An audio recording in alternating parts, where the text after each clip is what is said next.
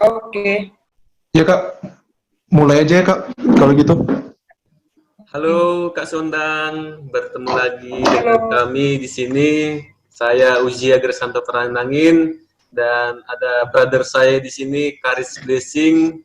Kami akan membahas seputaran pengalaman kakak berpolitik dan caleg waktu tahun 2019 dan waktu tempat saya serahkan kepada brother Karis. Terima kasih buat kesempatannya. Langsung saja Kak, perkenalan diri, terus Kakak sekarang lagi apa kegiatannya, boleh diceritakan Kak? Eh, nama saya Sondang Natalia. Saya buruh Simarmata. Saya sekarang banyak melakukan kegiatan sosial. Jadi untuk khususnya untuk masyarakat yang kurang mampu, saya punya sekitar 150 anak lebih yang sedang terus saya bina dari sejak 5 tahun lebih yang lalu. Jadi masih terus saya lanjutkan juga untuk kegiatan-kegiatan sosial untuk anak-anak muda. Bagaimana saya bisa memberi motivasi, memberi apa namanya ya, dorongan-dorongan, pelajaran-pelajaran untuk anak-anak muda berani bermimpi besar dan berdampak bagi masyarakat yang ada di sekitarnya. Itulah ya dominasinya. Kemarin kan Kakak pernah ikut ini pemilihan caleg. Nah, kalau boleh tahu Kak, ceritain dong awal mula Kakak bisa jadi caleg dan juga mungkin ada nggak sih yang menjadi eh, hal-hal yang tertarik buat Kakak untuk terjun ke dunia politik? Ya, jadi gini, hal yang membuat saya pada saat itu tertarik ke dunia politik adalah bahwa harus ada perubahan. Nah itu, harus ada perubahan di dalam perpolitikan Indonesia. Karena politik itu adalah cara bagaimana kita mendapatkan satu kekuasaan untuk bisa berperan dalam kesejahteraan masyarakat yang luas. Nah, kalau selama ini bisa kita lihat perpolitikan di Indonesia itu harus kita katakan bahwa masih banyak yang harus dibenahi dan harus banyak edukasi-edukasi yang dilakukan kepada masyarakat supaya mau melakukan politik yang bersih. Karena bisa kita katakan kira-kira perpolitikan kita masih didominasi oleh hal-hal yang masih katakanlah seperti politik uang, cara-cara yang tidak benar untuk bisa duduk dalam satu posisi anggota dewan misalnya ya. Jadi pada saat itu saya didorong oleh kondisi masyarakat uh, yang saya bina lah ya, bahwa orang-orang dengan kondisi yang tidak mampu seperti ini, kalau saya secara pribadi menolong mereka sangat terbatas. Oke, ada 150-an anak yang selama ini saya bina. Tetapi kondisi mereka itu bukan hanya soal makannya susah hari-hari, tapi anak-anak mereka harus sekolah, mereka harus bisa bekerja, mereka harus punya banyak sekali penunjang kehidupan mereka sehari-hari supaya hidup mereka bisa juga lebih baik. Nah, ini hanya bisa terjadi kalau orang-orang yang ada duduk di dalam pemerintahan atau kekuasaan itu membuat kebijakan-kebijakan, regulasi-regulasi yang berpihak kepada mereka, kan gitu. Nah, waktu itu ketika pilkada sudah mendekat, saya seperti didorong karena melihat ada satu partai yang baru yang menawarkan keterbukaan, transparansi, dan di dalamnya ada banyak orang-orang muda yang saya pikir ya ini seperti benih yang baru yang membawa harapan baru. Jadi saya berpikir wah ini cocok juga, kesempatan yang baik dengan cita-cita, dengan apa yang terdorong di hati saya untuk bisa berperan, berdampak lebih banyak untuk masyarakat yang kurang mampu khususnya.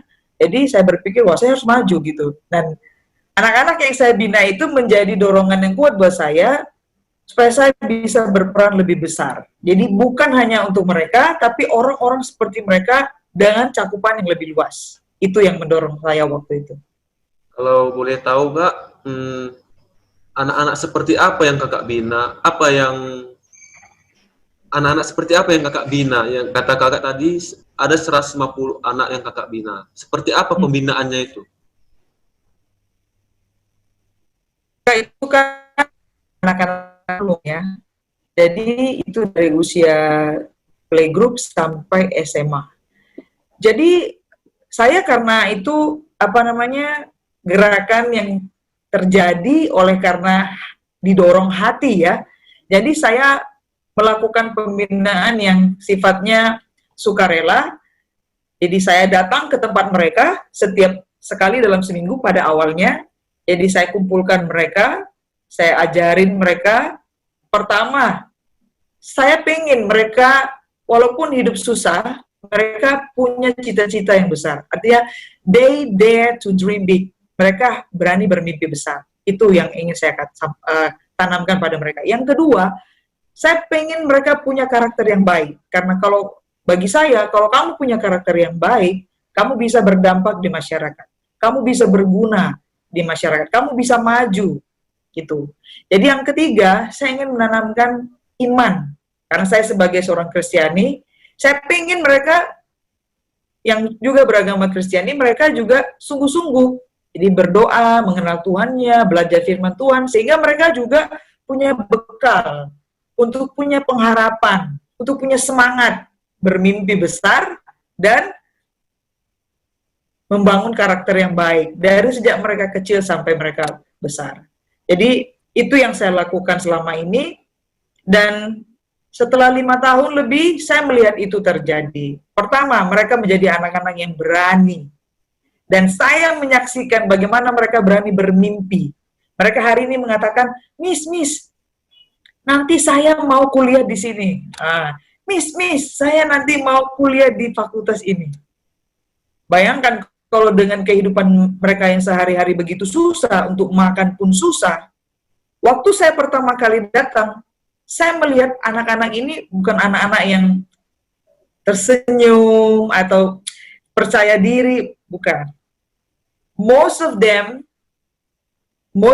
hampir semua mereka itu anak-anak yang murung, yang ya katakanlah ya udah hidupnya udah begini. Karena mereka tinggal di kawasan situ ya. Jadi di kawasan pemulung yang di daerah situ semuanya pemulung gitu. Itu dia. Jadi selain saya datang ke sana sekali seminggu, saya juga bikin variasi-variasi cara untuk memotivasi mereka. Sekali-sekali saya bawa mereka keluar. Satu waktu saya bawa mereka ke kampus USU. Untuk mereka melihat, oh ini loh kampus, kamu harus berani bermimpi satu waktu kamu bisa studi sampai setinggi ini. Atau saya bawa profesional-profesional untuk datang juga berkunjung mereka di antara teman-teman, misalnya yang dokter atau teman saya yang kuliah di luar negeri dengan berbagai jurusan, supaya mereka punya banyak wawasan. Oh iya, ternyata seperti ini bisa. Oh iya, ternyata seperti ini bisa. Dan saya menceritakan banyak orang-orang hebat dari berbagai bidang yang latar belakangnya juga seperti mereka gitu, supaya mereka punya harapan gitu. Oh ya, ternyata kami bisa. Nah, itu yang saya lakukan untuk mereka. Kalau boleh tahu, anak-anak itu apakah mempunyai kedua orang tua atau yatim piatu atau anak gimana Kak? Oh, kebanyakan mereka masih punya orang tua. Ada yang masih lengkap orang tuanya, papa mama. Ada yang udah tinggal satu orang, ada sedikit lah yang udah nggak punya papa mama, tapi tinggal sama saudara, kira-kira gitu. Ya. Boleh ini Kak, boleh ceritain pengalaman Kakak selama menjadi caleg. Ini kan kita tahu bahwa sebelum tahun 2019 kita tahu bahwa banyak sekali kasus-kasus yang sudah kita tahu sendiri. Mungkin boleh berbagi cerita nggak sih Kak, pengalaman buruknya, pengalaman yang baiknya untuk dibagikan?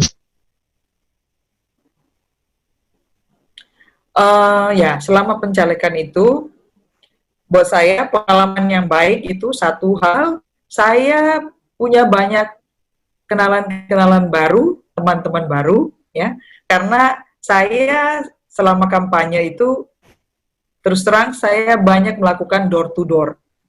Jadi saya juga pergi ke pasar-pasar, ke perumahan-perumahan. Saya pergi ke tempat-tempat di mana saya tadinya belum pernah pergi dan ketemu dengan berbagai macam orang, baik itu orang-orang yang menerima saya dengan baik atau yang menolak juga. Karena pertama menolak karena pilihan mereka berbeda. Yang kedua ada yang menolak karena saya tidak menawarkan yang mereka harapkan. Misalnya uang atau barang-barang kan gitu ya. Saya bersyukur punya pengalaman bisa memberikan edukasi politik kepada segitu banyak orang. Katakan misalnya itu efektif, saya efektif kampanye paling nggak sampai 2 bulan ya.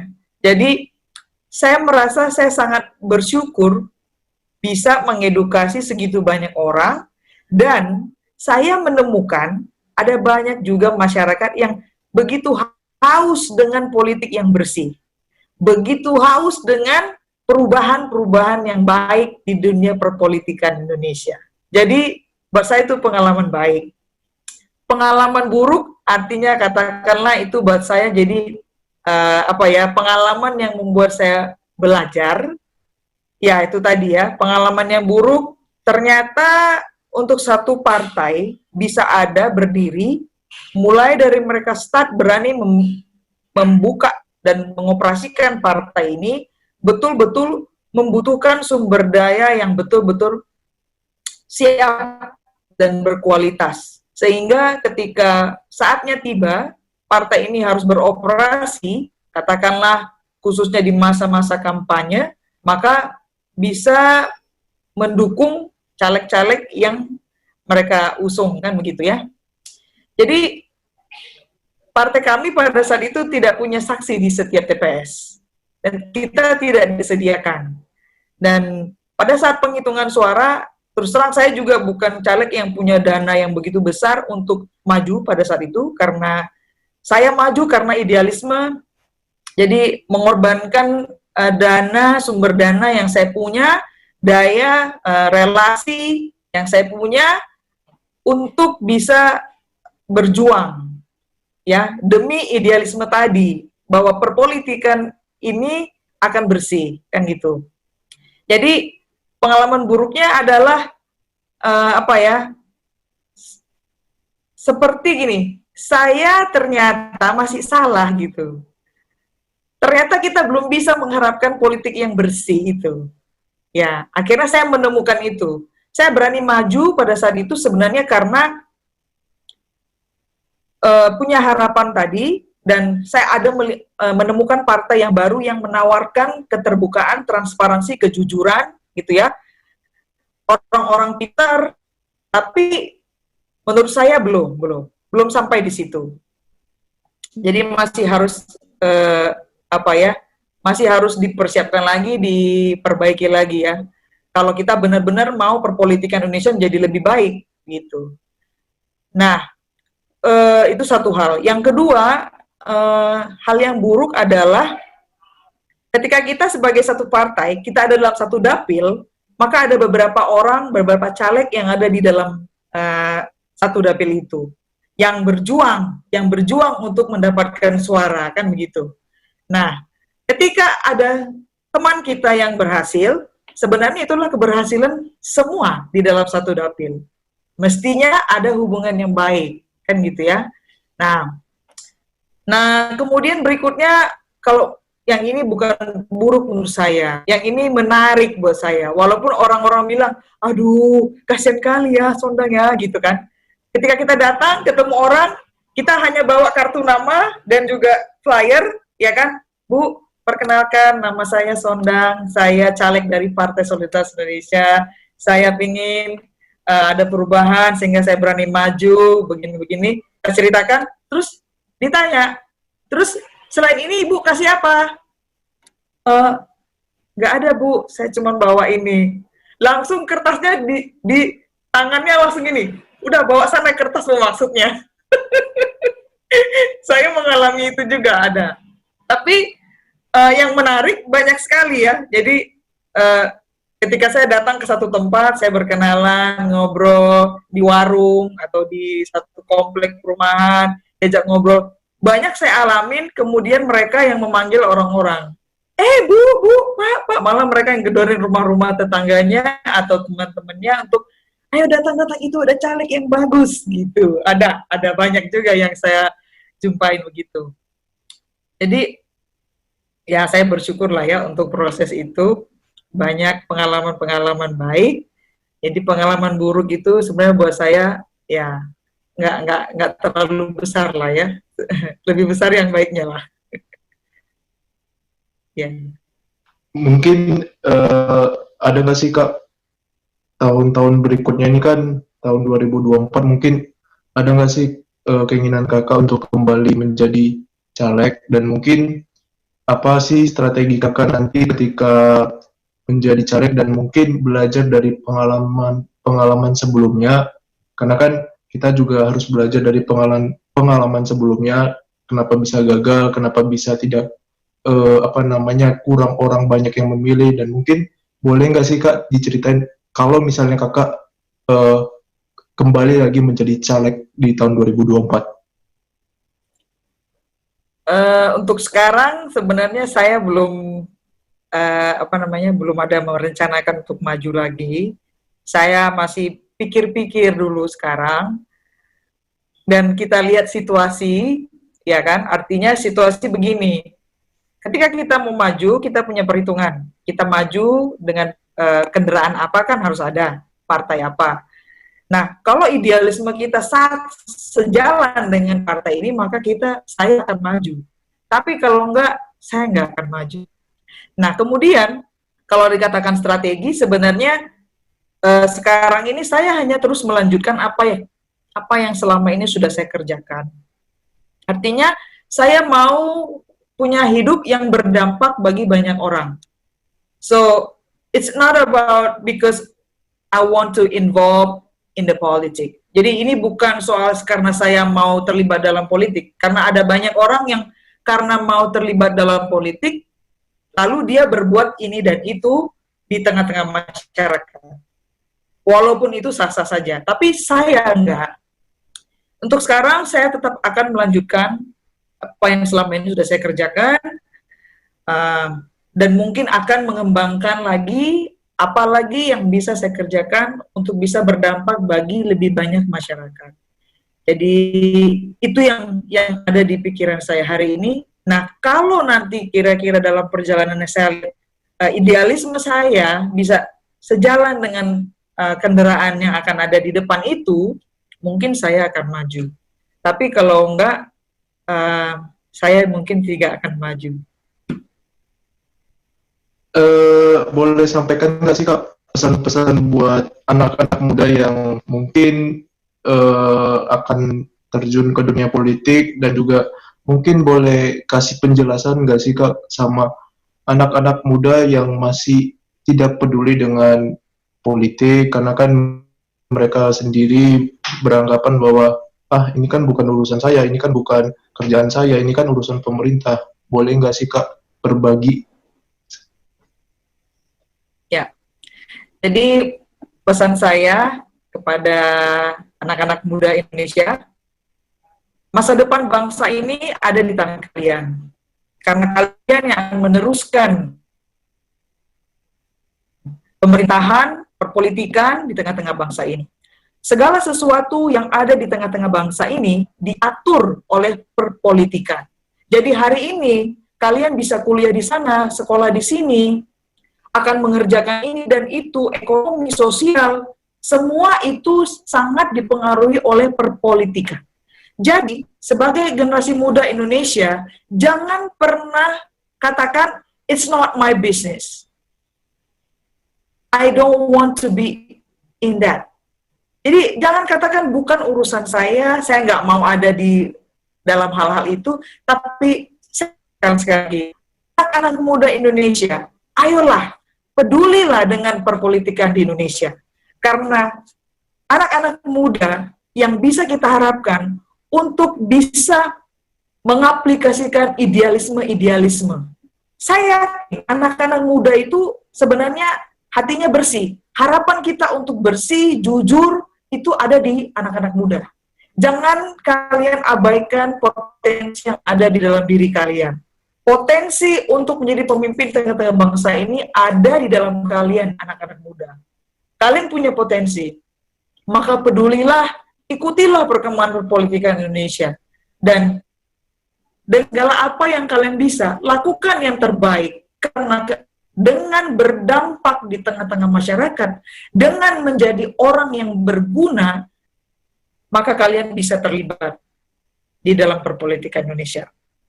Orang akan mengatakan, yuk kita pilih si A. Kenapa? Dia anak yang baik. Dia anak yang selama ini berdampak di tengah-tengah masyarakat.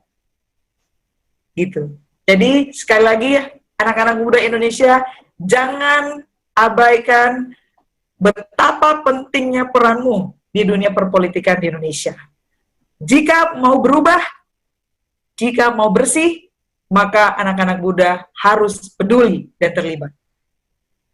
Gitu. Dan mungkin terakhir ini Kak, dari aku, pesan-pesan buat orang-orang yang duduk di DPR, DPRD, dan juga pesan-pesan untuk pemerintah pusat seperti presiden dan menteri.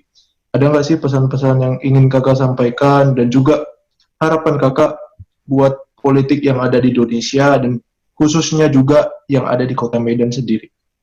Ya. Pesan saya pertama untuk anggota dewan yang ada di seluruh Indonesia, saya mau katakan, jadilah benar-benar menjadi wakil rakyat, benar-benar pribadi-pribadi yang mewakili rakyat Indonesia, khususnya orang-orang yang sudah memilih Bapak Ibu semuanya dengan harapan. Ketika mereka mencoblos, itu sebenarnya setiap orang punya harapan. Mereka punya harapan untuk punya wakil yang benar-benar bisa memperhatikan mereka, bisa benar-benar memikirkan apa yang menjadi kebutuhan mereka. Kembalilah kepada arti dari seorang wakil rakyat, sehingga Bapak Ibu bisa mengabdi dengan sepenuh hati. Karena kalau uang sebenarnya nggak ada cukup-cukupnya kalau manusia. Tetapi kalau Bapak Ibu memikirkan bagaimana supaya bisa berdampak selama Bapak Ibu dipercayakan untuk duduk di posisi anggota dewan, maka sebenarnya Bapak Ibu mendapatkan lebih besar daripada sejumlah uang. Yang kedua, pesan saya untuk pemerintah kita, pemerintah pusat, saya sangat berterima kasih dan sangat mengapresiasi Pak Jokowi. Saya masih percaya Pak Jokowi dengan segala kelebihan, kelemahan. Kita tahu nobody's perfect, but I still trust Mr. Jokowi. Saya masih percaya Pak Jokowi, dan kita akan mendukung kebijakan-kebijakan Pak Jokowi yang masih berpihak kepada rakyat, khususnya rakyat yang kecil ya. Ada banyak sekali yang bisa kita saksikan. Tetapi kalaupun ada hal-hal yang masih harus disempurnakan, diperbaiki, saya berharap kepada semua pemerintah pusat, kepada para menteri Pak Jokowi, para kepala daerah, ayo Bapak Ibu sangat berguna untuk bangsa ini. Ketika Bapak Ibu duduk di posisi itu, sebenarnya bukan hanya masyarakat Indonesia yang mengharapkan Bapak Ibu benar-benar berdampak, tapi Tuhan sendiri menginginkan Bapak Ibu berguna bagi masyarakat, bagi orang banyak. Jadi syukurilah Bu posisi itu. Lakukanlah yang terbaik untuk melayani rakyat Indonesia dengan integritas. Itu penting. Untuk pemerintah Kota Medan, anggota dewan ataupun pemerintah Sumatera Utara, untuk anggota Dewan Provinsi Sumatera Utara juga saya menyampaikan pesan yang sama. Saya percaya Bapak Ibu juga berniat baik untuk Sumatera Utara, untuk Medan. Dan saya berharap berikanlah yang terbaik untuk melayani masyarakat Sumatera Utara, masyarakat Medan, sesuai dengan porsi dan kedudukan dan jabatan Bapak Ibu. Nggak ada ruginya Bapak Ibu kalau melakukannya dengan kesungguhan hati. Karena biar bagaimanapun, rakyat ini juga berdoa untuk Bapak. Saya secara pribadi, saya berdoa untuk gubernur, semua stafnya, berdoa untuk wali kota, semua stafnya, bahkan anggota dewan. Kita berdoa supaya mereka semua mengerjakan tugasnya sebagaimana mereka telah diberi kepercayaan. Hidup ini sangat singkat. Hari ini corona terjadi, pandemi ini terjadi, kita belum tahu sampai kapan, tetapi kita bisa menyaksikan sendiri betapa manusia tidak bisa berbuat apa-apa untuk bisa menolong dirinya dengan kondisi ini. Hari ini saya mau katakan, Tuhan sedang memperingatkan semua orang, baik itu anggota dewan, baik itu pemerintah, pusat sampai daerah, lakukanlah tugasmu dengan penuh tanggung jawab di hadapan Tuhan dan kepada sesama manusia. Dengan penuh integritas, dengan penuh dedikasi, dengan penuh tanggung jawab. Demikian dari saya. Terima kasih. Mungkin ada tambahan dari Usia atau pertanyaan lagi atau terakhir pertanyaan. Kalau dari saya tidak ada penambahan, tapi kami berdua mengucapkan terima kasih kepada Kak Sondang yang mau meluangkan waktunya bisa berdiskusi secara online seperti ini. Biarlah melalui apa yang Kakak sampaikan, banyak orang mendengar pesan-pesan yang Kakak sampaikan pada saat hari ini. Dan kalau boleh, harapan saya dan Bang Karis, Kakak boleh bilang jangan lupa subscribe, like, komen, dan share channel Duo Laki Channel. Gitu, Kak. Yes. Ya. Ya, bagi teman-teman semuanya yang menyaksikan channel ini, jangan lupa berikan like-nya, share, dan pastinya klik tombol subscribe untuk Duo Laki Channel. Kalau bisa Kak, sampaikan ke Pak Edwin Kak, yang terpilih sekarang mungkin. Oh, ya, nanti coba saya cari tahu nomornya ya. Kak, lewat video ngomongnya Kak, siapa tahu mungkin didengar gitu. Oh gitu. Untuk Bro Erwin ya, ya untuk teman saya, teman kami satu dapil, Bro Erwin Sihaan yang hari ini sudah duduk di DPRD Kota Medan. Selamat berkarya. Saya berharap Bro Erwin boleh menjalankan tugas ini dengan penuh integritas, dengan penuh dedikasi, sebagaimana awalnya kita berjuang bersama-sama untuk satu idealisme bahwa akan terjadi perubahan dalam perpolitikan Indonesia, akan terjadi yang namanya politik yang bersih. Artinya bersih, jujur, no money politik, no tipu-tipu. Jadi tolong Bro Erwin jaga nama baik kita yang berjuang, yang hari ini diwakili oleh Bro Erwin untuk duduk di DPRD Kota Medan.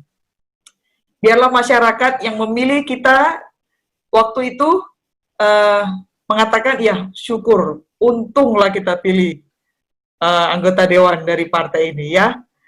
Sekali lagi, Tuhan memimpin, memberkati setiap pekerjaan, setiap usaha Bro Erwin untuk menyuarakan hati rakyat Kota Medan.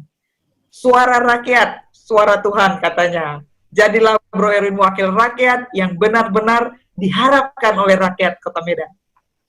Dan kalau boleh, ada ajakan untuk Bro Erwin untuk bisa diwawancari sama Duo Laki Channel.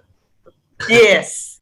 Jadi Bro Erwin, harapan dari dua adikku ini, Duo Laki Channel ini, supaya Bro Erwin boleh menyediakan waktunya untuk ngobrol-ngobrol dengan mereka, pasti bisa sharing, berbagi pengalaman ya, juga mungkin bisa jadi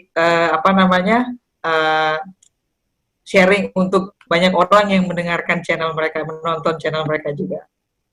Ya. Oke Kak, makasih Kak atas berbagi pengalamannya.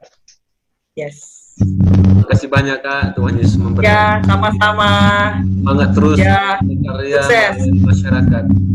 Ya, sukses, semangat terus ya. Iya Kak. Iya Kak.